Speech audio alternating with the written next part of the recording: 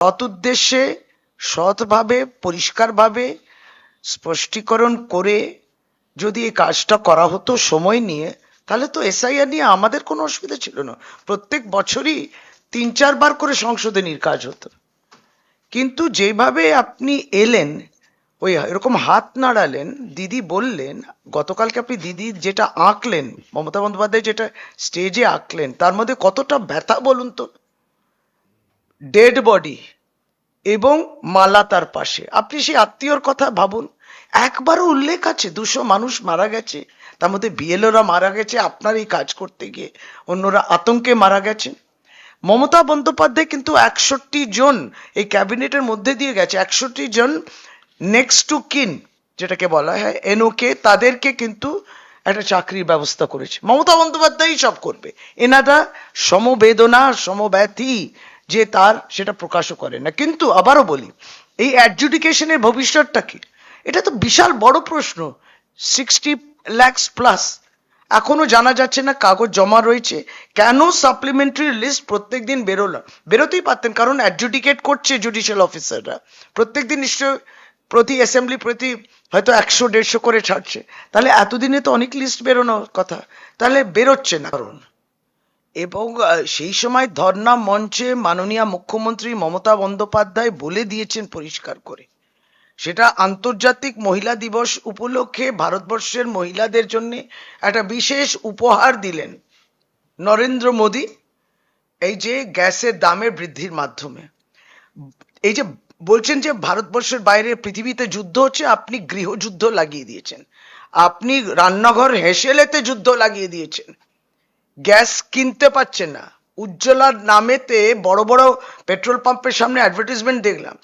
আসলে যে অন্ধকার রয়েছে সেটা তো বুঝতে হবে প্রধানমন্ত্রীকে। এবং 2014 পর থেকে তার লাগামহীন ভাবে গ্যাসের দাম বৃদ্ধি হয়েছে। কবে কমেছে?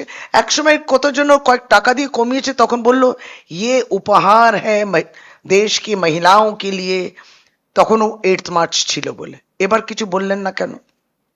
ফলে খুব সাংঘাতিক অবস্থা। এবং এখন উদ্বেগের কারণ আরো বেড়েছে, এরা কালকে এসমা করেছে, কোনো কিছু দূরদর্শিতা নেই।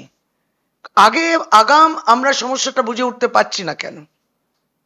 এবং এখন তো ধরুন এই ডোমেস্টিক সিলিন্ডার নিয়ে আছে, আর কমার্শিয়াল সিলিন্ডার 2000 টাকা। ছোট বড় রান্না বাড়িতে করে, হোম কেটারিং গুলো করে, প্রত্যেকে প্রভাবিত। আপনি সমস্তটাকে তছনছ করে দিলেন ভারতবর্ষের। আপনি এই যে স্বনির্ভরতার কথা বলেন, মেয়েরা মহিলারা এগুলো করে এই কাজগুলো, আজকে সমস্তটা প্রভাব পড়ছে। এবার তো রেস্টুরেন্টের ওপর প্রভাব পড়ছে। সদ্য সিভিল এভিয়েশনের ফিউয়েলটাও বেড়ে গেছে। কতটা প্রভাব কে দেবে? খেসারতটা কে দিচ্ছে? কেন দূরদর্শিতা নেই ভারতবর্ষে? মমতা বন্দ্যোপাধ্যায় বলেই দিয়েছেন। এবং সত্যি এখন আনাজের দাম বেশি, তেল, যা তেল, আপনার ডাল, চাল, চিনি, ভোজ্য যেগুলো হয়, মশলা, সব দাম বেশি। ফুড ইনফ্লেশন যেটাকে বলে বেশি, মার্কেট ইনফ্লেশন বেশি। কি হবে? আর এরা এরা বলে ভাতার কথা। আপনাকে উদাহরণ দিই, পার্থদা, আমরা তো ছিলাম ধর্ণা মঞ্চে, আপনিও ছিলেন। ধর্ণা মঞ্চের সামনে বিজেপি এজেন্সিকে দিয়ে লিফলেট বিলি করাচ্ছে। আমরা গিয়ে ধরেছি কে করছে, কারণ ডিস্টার্ব করছে।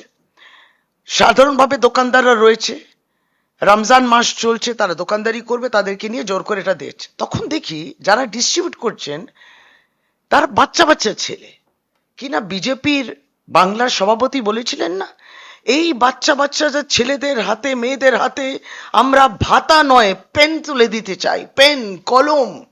আজকে ওই বাচ্চা বাচ্চা ছেলেকে দিয়ে আপনি লিফলেট বিলি করাচ্ছেন। আপনাদের কি লিফলেটে ওই মিথ্যে লেখা আছে, অসত্য কথা। আপনি তাহলে তার হাতে পেন দিলেন না লিফলেট দিলেন? কি পয়সা মিলেগা? এটা ডিস্ট্রিবিউট করুন, পয়সা মিলেগা।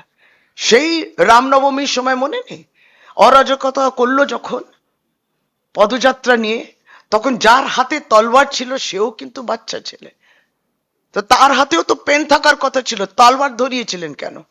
সুতরাং এটা ধ্বংসাত্মক রাজনীতি। এই সেই গ্যাসের দামটাও তাই। বিষয়টা হচ্ছে যে স্বরাষ্ট্রমন্ত্রী দেশের অমিত শাহ, তিনি এসেছিলেন মথুরাপুরে, এই বেশি দিন হয়নি, এবং তিনি কয়লা নিয়ে, কয়লা স্মাগলিং ইত্যাদি নিয়ে অনেক কিছু, যার তার ভাষায় তস্করি ইত্যাদি নিয়ে অনেক কিছু বললেন, দুর্নীতি নিয়ে বললেন, সমস্তটা বাংলায় হচ্ছে ইত্যাদি।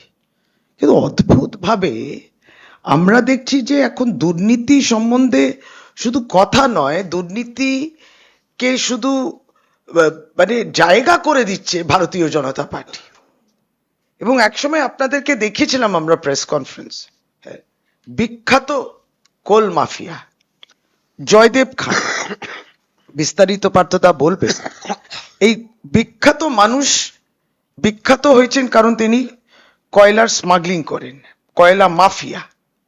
কিন্তু আমরা দেখছিলাম বিগত দিনগুলোতে, দেখেছি, আবারও আপনাদেরকে স্মরণ করিয়ে দেব এবং ছবিগুলো দেখিয়ে দেব যে তখন এখন বর্তমানে প্রাক্তন কেন্দ্রীয় মন্ত্রী, কিন্তু তখন তিনি কেন্দ্রীয় মন্ত্রী ছিলেন প্রহ্লাদ যোশী, এবং অবশ্যই তখনও গৃহমন্ত্রী, এখনো গৃহমন্ত্রী অমিত শাহজির সঙ্গে এই জয়দেব খানের অত্যন্ত ঘনিষ্ঠ একটা আলাপচারিতা এবং তার সঙ্গে কথাবার্তা এবং তার সঙ্গে হ্যান্ডশেক, এটা ছবি বিগত দিনগুলোতে দেখিয়েছি, আবার দেখাচ্ছে। কিন্তু তখন আপনারাও রিপোর্টিং করেছি, সবই হয়েছে, খবরটা ধামাচাপা পড়ে যায়, অন্য খবর ওভারটেক করে নেয়।